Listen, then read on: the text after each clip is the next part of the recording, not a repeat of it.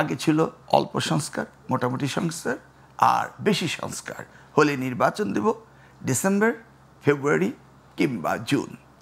এখন উনি তো বলছেন গভীরতম সংস্কার। এই যে গভীরতম সংস্কার, এই কথাটি আবার আমাদেরকে একটু চিন্তায় ফেলে দেয়। আমি ভূমিকা অনেক বড় না করে অতিথিদের সাথে আলোচনায় যেতে চাই। অনেক ধন্যবাদ ডক্টর আনম এহসানুল হক মিলন, আপনি আমাদের সাথে যুক্ত হয়েছেন। সরকারের ভিতর সরকার আছে কিনা, এটা আসলে নানা ধরনের কথা আমরা মূলত 5 আগস্টের পর 3-4 মাস পর যাওয়ার পরে আমরা শুনতে পেয়েছি। মূলত যখন এনসিপি গঠন হওয়ার তোড়জোড় চলছিল এবং সরকার আসলে কার কথা শুনছে ওই আলোচনাটা তখন খুব ছিল। আবার একটা সময় শুনলাম যে সরকার আসলে কথা শুনছে জামাতে ইসলামের, আবার একবার শুনলাম সরকার আসলে কথা শুনছে ইসলামী দলগুলির, আবার এখন শুনছি দেশে দক্ষিণপন্থীদের উত্থান হয়েছে, একটা ডানপন্থী গোষ্ঠীর ব্যাপক তোড়জোড় এবং তারা সরকারে একটা বড় প্রভাব ফেলছে। আপনার কাছে জানতে চাই, সকল পয়েন্টই আমি আপনার কাছে দিলাম, আরও আপনার কাছে থাকলে আমরাও জানতে চাই সরকার কি আসলে সরকার আছে নাকি তার ভেতরে আরও সরকার আছে। ধন্যবাদ আপনাকে আর বিজ্ঞ আলোচক এবি পার্টির প্রধান মঞ্জু সাহেবকে। তিনি এখন এই বিষয়ে প্রতিদিনই আলোচনা করছেন।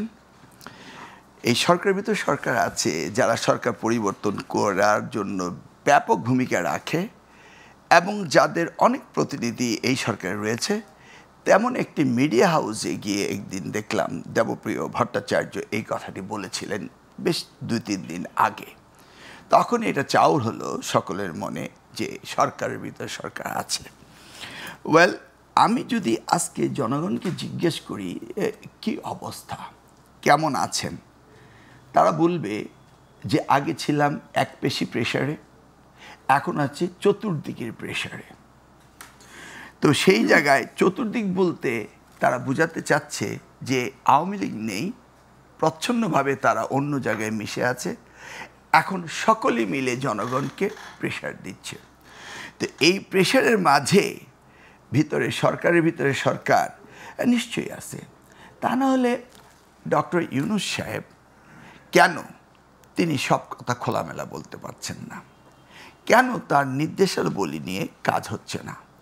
কেন তিনি একটির পর একটি নতুন উপসর্গ এনে নির্বাচনকে পেছানো বা এই সরকারের দুর্বলতা ক্রমান্বয়ে বেরিয়ে আসছে?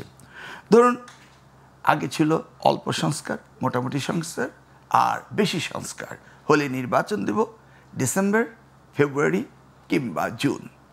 এখন উনি তো বলছেন গভীরতম সংস্কার। এই যে গভীরতম সংস্কার, এই কথাটি আবার আমাদেরকে একটু চিন্তায় ফেলে দেয়।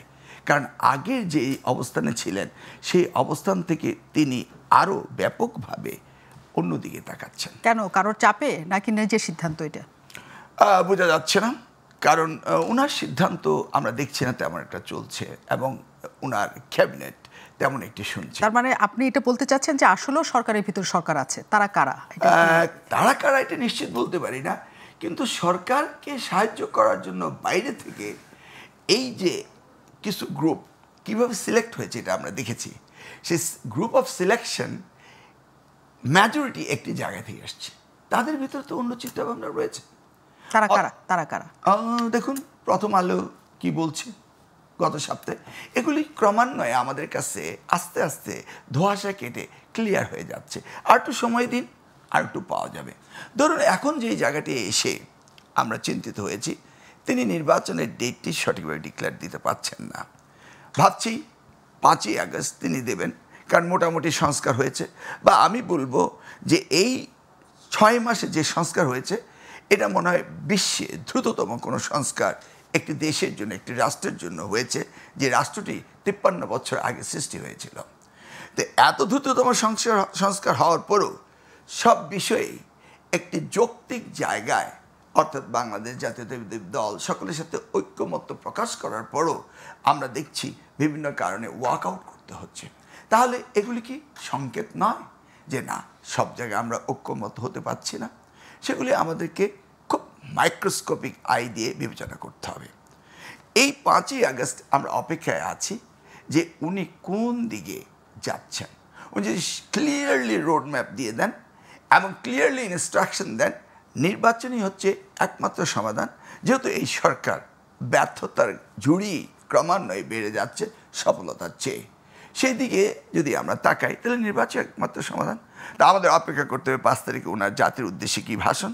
সেই ভাষণের পরেই আমরা বুঝতে পারবো সরকারের ভিতর সরকার এই ক্রিয়া নরকরা কোন দিকে যেতে চাচ্ছে।